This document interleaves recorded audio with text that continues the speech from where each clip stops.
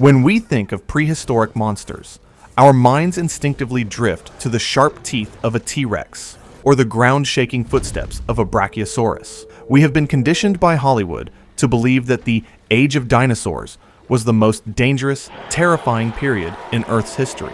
But that is a lie.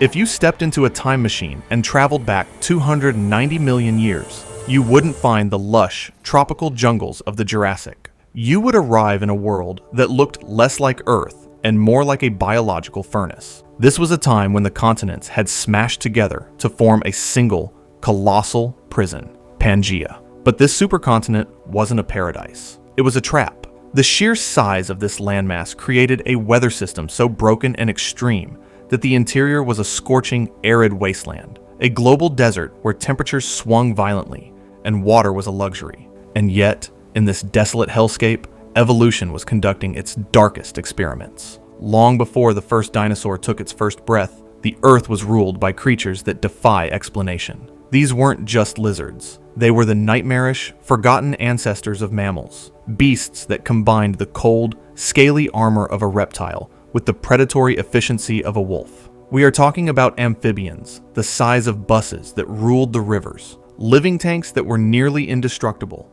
and the very first saber-toothed killers to ever walk the planet. But there is a dark shadow hanging over this story. This isn't just a tale about how these giants lived. It is a horror story about how they died. Because unlike the dinosaurs, who were taken out by a rock from the stars, these monsters were destroyed by the Earth itself. You are about to enter the chapter of history known as the Great Dying, the moment life on Earth nearly blinked out of existence. This is the story of the planet's first true apocalypse. Welcome to the nightmare before the dinosaurs. If you managed to survive the scorching heat of the Pangean interior, your first instinct would be to find water. In a world defined by endless deserts and baking sun, a river or a swamp looks like salvation. But in the Permian, the water was the last place you wanted to be. Because long before the first crocodile evolved to haunt the water's edge, nature had already built a prototype. Lurking in the murky, stagnant waters of what is now Brazil was a creature that defies all logic, the Prionosuchus. At first glance, if you saw a silhouette gliding beneath the surface, you would swear you were looking at a crocodile. It had the same low profile, the same powerful tail driving it through the water, and the same cold, reptilian stare. But here is the twist that makes this creature a biological nightmare. Prionosuchus was not a reptile. It was an amphibian. When we think of amphibians today, we picture harmless frogs, tiny newts, or small salamanders hiding under moist logs. We think of soft, slimy skin and fragile bodies. But Prionosuchus was a remnant of a time when amphibians were the absolute titans of the Earth. This wasn't a frog. It was a leviathan. It is estimated to have reached lengths of 30 feet, 9 meters. To put that into perspective, that is longer than a modern great white shark, and nearly the length of a school bus. It was the largest amphibian to ever exist in the history of our planet. Imagine a salamander, the size of a killer whale, waiting for you in the weeds. It belonged to a group of giant primitive amphibians called temnospondyls. Unlike their modern relatives, these creatures didn't hop around catching flies. They were apex predators. The Prionosuchus had evolved a specialized snout that was strikingly similar to the modern ghorial. It was extremely long, narrow, and lined with dozens of sharp, needle-like teeth. This design wasn't for crushing bone. It was for speed. In the water, that narrow snout experienced zero drag, allowing it to snap sideways in a fraction of a second to snatch slippery prehistoric fish. It was a perfect ambush predator. It would lie motionless in the sediment, looking like a submerged log, waiting for a thirsty animal to lower its head. And the moment they did, snap. The victim would be dragged into the murky depths to drown, thrashing against an animal that was perfectly at home in the dark water. For millions of years, Prionosuchus proved that you didn't need scales or claws to dominate the food chain. You just needed to be big, fast, and patient. But while the Prionosuchus ruled the rivers, a different kind of monster was beginning to assert its dominance on dry land. If you walked out of the river and onto the sun-baked plains of the early Permian, you would almost certainly run into a face you recognize. In fact, if you had a toy chest growing up, you probably owned a plastic version of this animal.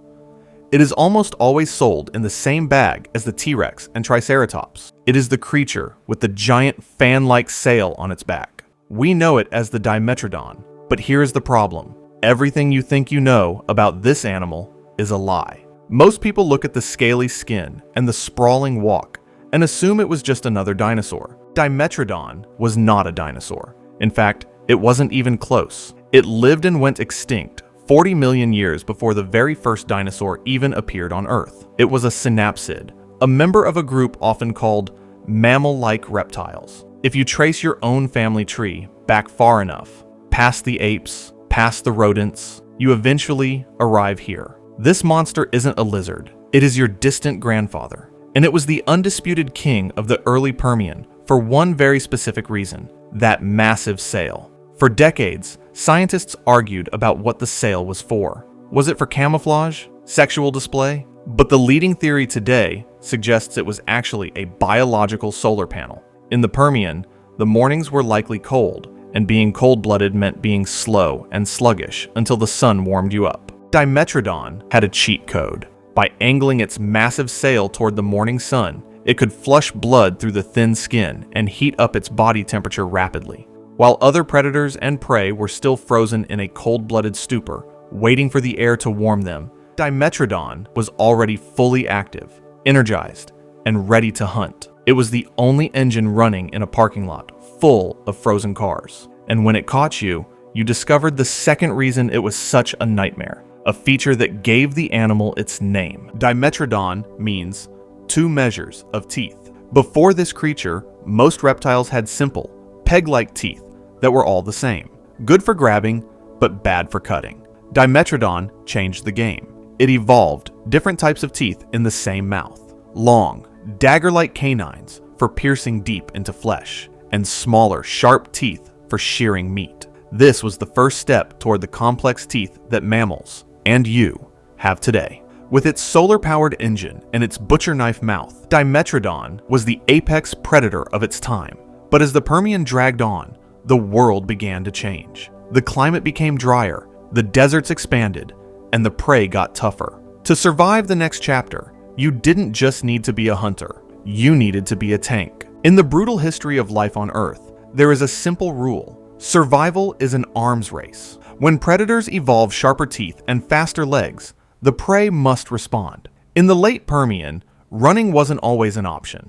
The environment was too harsh, and energy was too precious to waste on sprinting. So, evolution took the second option. It created a biological tank. Enter the Scutosaurus. Its name literally translates to shield lizard. And one look at this animal tells you exactly why. If Dimetrodon was the first butcher, Scutosaurus was the chopping block that refused to break. This creature belonged to a group of reptiles known as Prionosuchus, which are believed by many paleontologists to be the distant ancestral cousins of modern turtles. But unlike a turtle, Scutosaurus didn't need a shell to hide inside. Its entire body was the shell. This animal was a walking fortress. It stood roughly as tall as a human, but was built like a barrel, weighing up to 2,000 pounds, roughly 1 ton. Its skin wasn't just tough leather. It was embedded with osteoderms, plates of solid bone that acted like chainmail armor. To make matters worse for any attacker, it had bony spikes protruding from its cheeks and shoulders. It was an animal designed to be bitten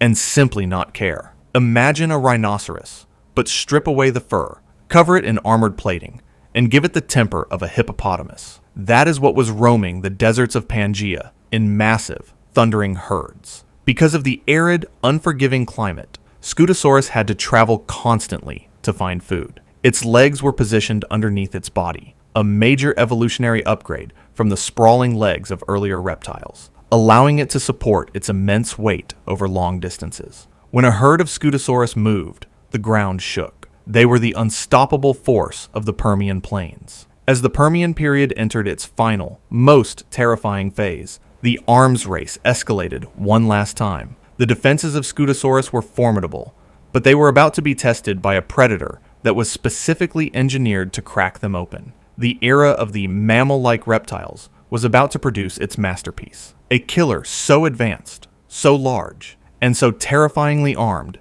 that it would become the first true monster in vertebrate history. If Scutosaurus was the immovable object, then evolution had to invent the irresistible force. In the frozen wastes of what is now Russia, nature unveiled its masterpiece. Meet the Inostrancevia. This creature belonged to a group of animals known as Gorgonopsids, a name that appropriately translates to Gorgon face. And if you looked one in the eye, you would understand why. Inostrancevia was the size of a large bear, growing up to 11 feet, 3.5 meters long. But it didn't move like a bear, and it certainly didn't look like a lizard. It was a terrifying hybrid of features, a biological bridge between the reptile world it came from and the mammal world it was leading toward. It walked with a semi-erect gait, giving it the ability to gallop like a wolf. But the most terrifying feature of Inostrancevia wasn't its speed or its size. It was its weaponry. Long before the saber-toothed tiger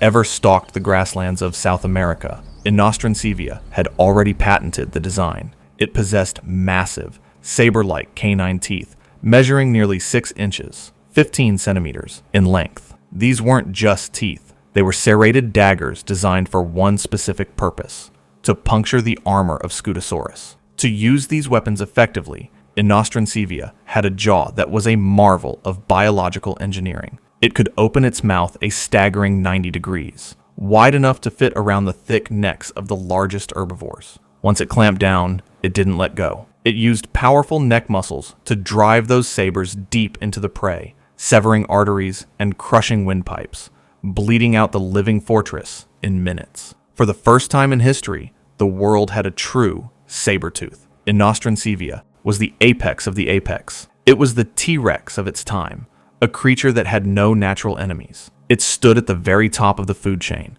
looking down on a world that it had completely conquered. It seemed invincible. It was the perfect killing machine, evolved to handle anything the Permian Period could throw at it.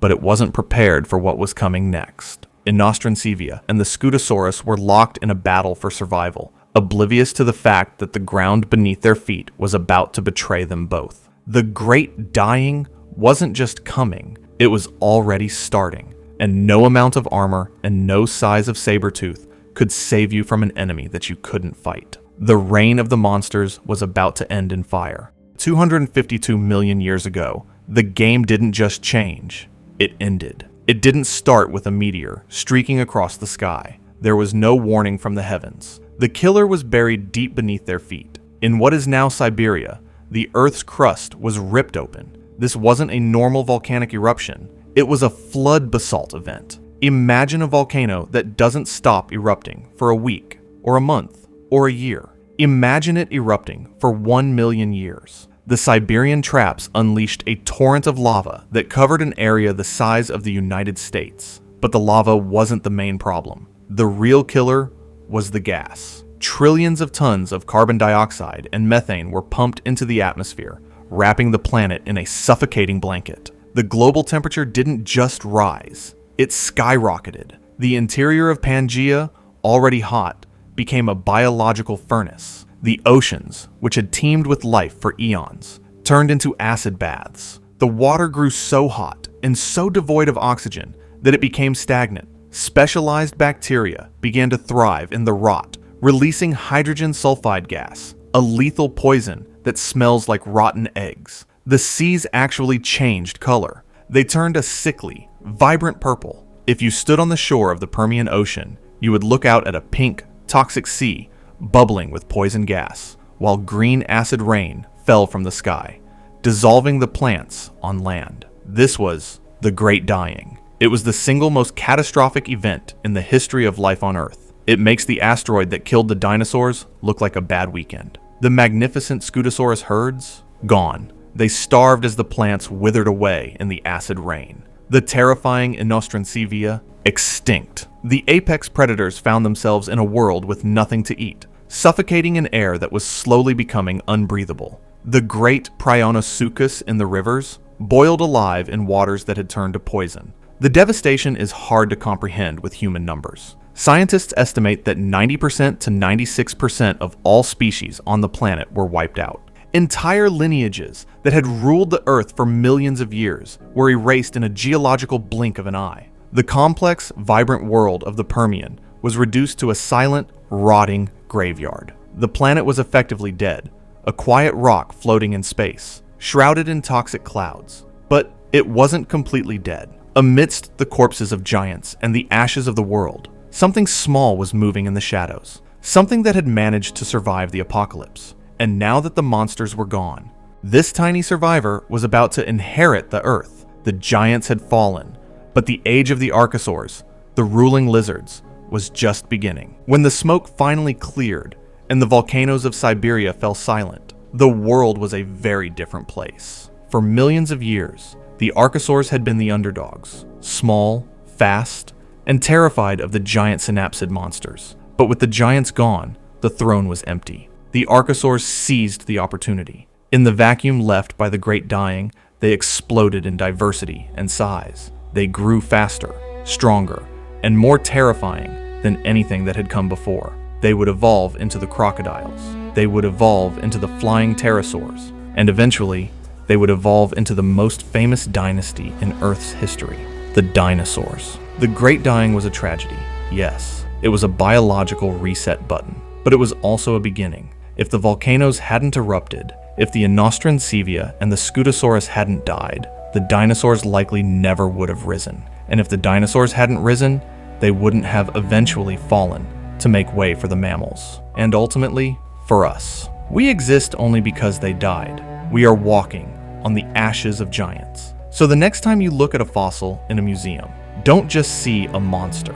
See a casualty of the war that allowed you to be here. The Permian Period teaches us that dominance is temporary. No matter how big your armor, no matter how sharp your teeth, the Earth always has the final say. From the dawn of time to the edge of extinction. This is Extinct Giants.